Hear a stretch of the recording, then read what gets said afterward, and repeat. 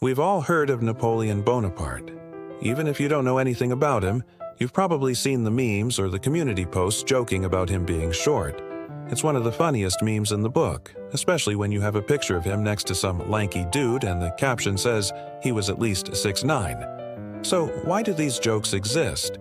Well, because our boy Napoleon was kind of short, maybe around 5'6" or 5'7". It depends on who you ask, and yes, during the time period he lived in, those heights were pretty much the average height for men.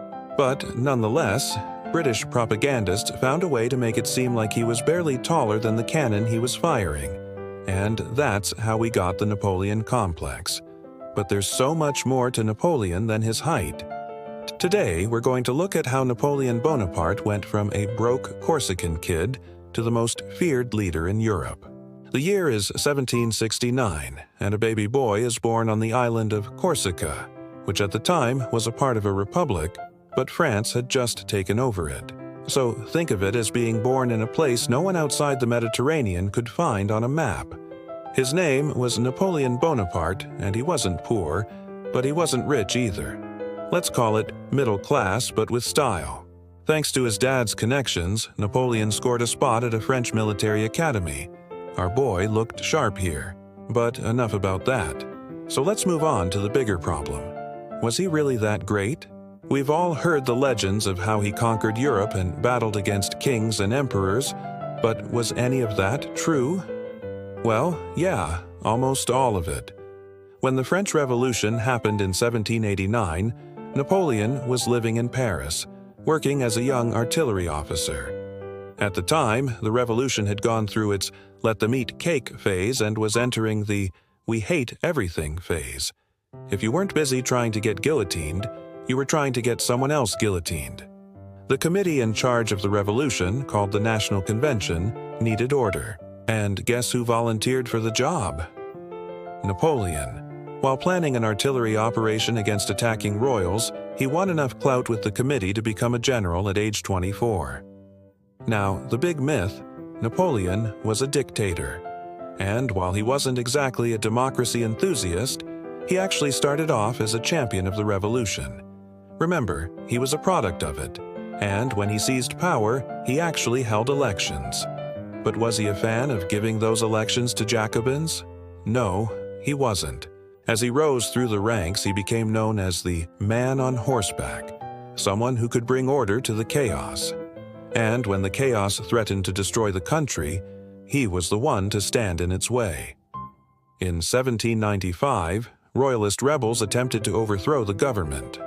Napoleon led a cavalry regiment to defend key buildings, including the convention. This event, known as the 13 Vendémiaire, became the moment that solidified his future as the most famous short king in history.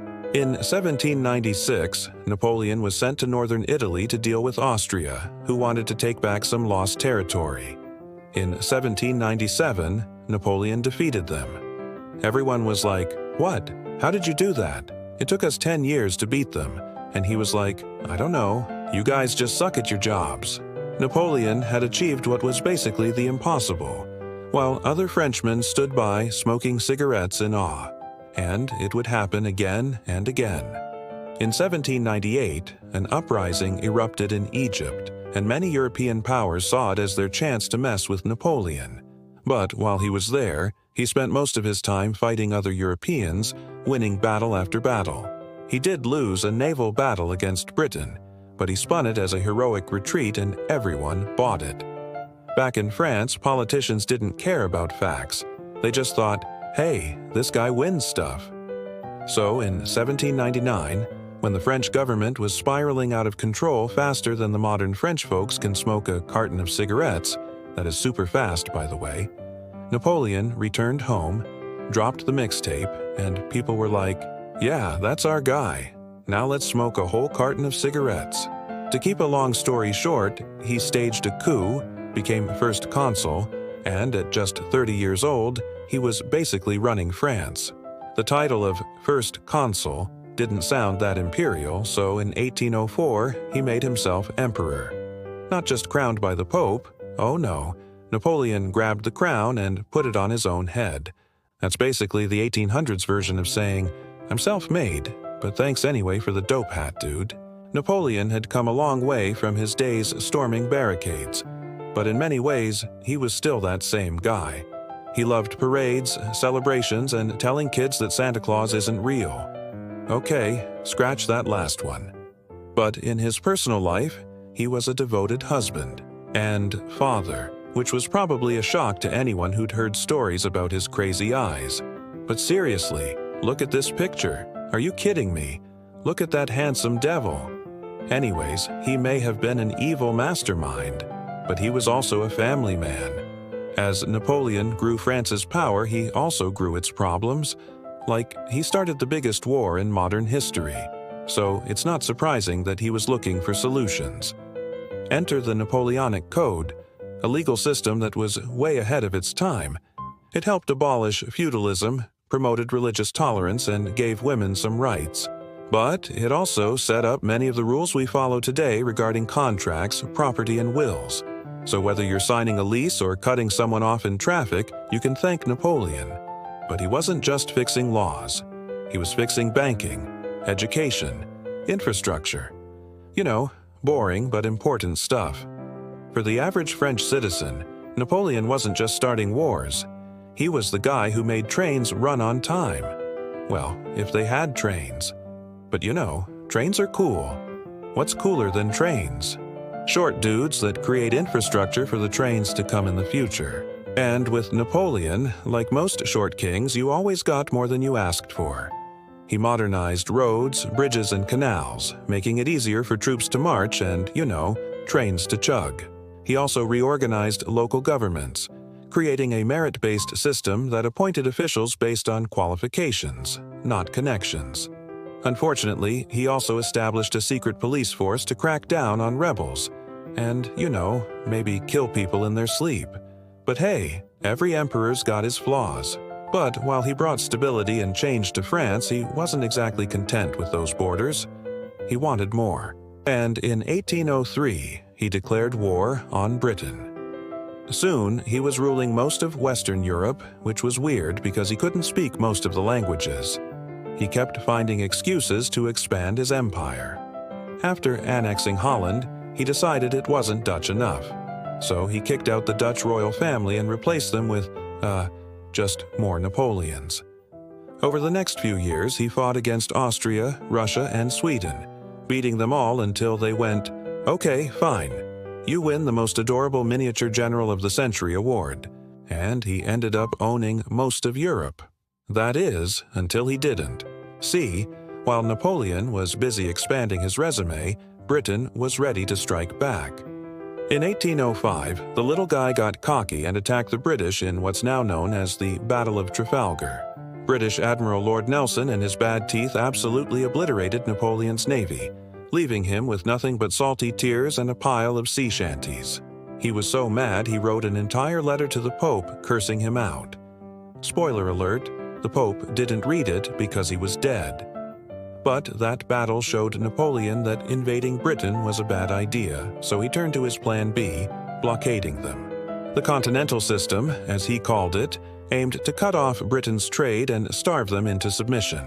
But Britain was prepared, and thanks to smugglers, Napoleon ended up blocking his own nose. And in 1812, he had had enough of Europe. He was going to take a vacation and conquer Russia. But remember that friend who always shows up late to your birthday parties? Well, Napoleon was kind of like that, except instead of bringing cake, he brought plague and winter. See, he delayed his invasion long enough that when he finally crossed into Russia, the season had changed. And with it, the weather turned cold, his supplies turned scarce, and his army, well, they didn't turn into frogs, but they might as well have. Within months, most of his army perished due to starvation, cold, disease, and Russians who did not play nice. Napoleon escaped and returned to France in 1813, but his glory days were behind him. The rest of Europe banded together and invaded France. So Napoleon did what any reasonable person would do. He stepped down and exiled himself to the island of Elba, located in the Mediterranean Sea. He lived there comfortably, enjoying the beach, having affairs for fun, and other general French vacation things. But in 1815, he got bored of having affairs, escaped, marched back to Paris, and seized power for the 100th time. This comeback was short-lived. In June of 1815, at the Battle of Waterloo, a coalition of European forces led by the Duke of Wellington and Gebhard Leberecht von Blücher decisively beat him. And when I say decisively, I mean his army went from 72,000 to 7,000 in less than 10 hours. Some of his soldiers got their heads taken clean off by cannon fire. It was not a pretty loss. After his defeat at Waterloo, Napoleon was exiled for a second time, this time to the remote island of St. Helena in the South Atlantic. There, he died in 1821 at the age of 51. So, was Napoleon a genius? Absolutely. Was he power-hungry? Oh, 100%. Was he basically Europe's final boss for 2 decades? No doubt. Napoleon's life shows how one ambitious guy can rewrite the map, inspire legal codes, and still end up becoming the meme about short dudes with big egos. But here's the real question. Was he a hero, a villain, or just the greatest overachiever in history? Or better yet, the greatest short dude in history? Drop your thoughts in the comments to let me know your favorite historical figure or event you want to see next. Hit that like button and subscribe for more history stories with a little extra spice. History doesn't have to be boring. Sometimes it's just one giant soap opera with a short dude, cigarettes, and cannons. Thanks for watching.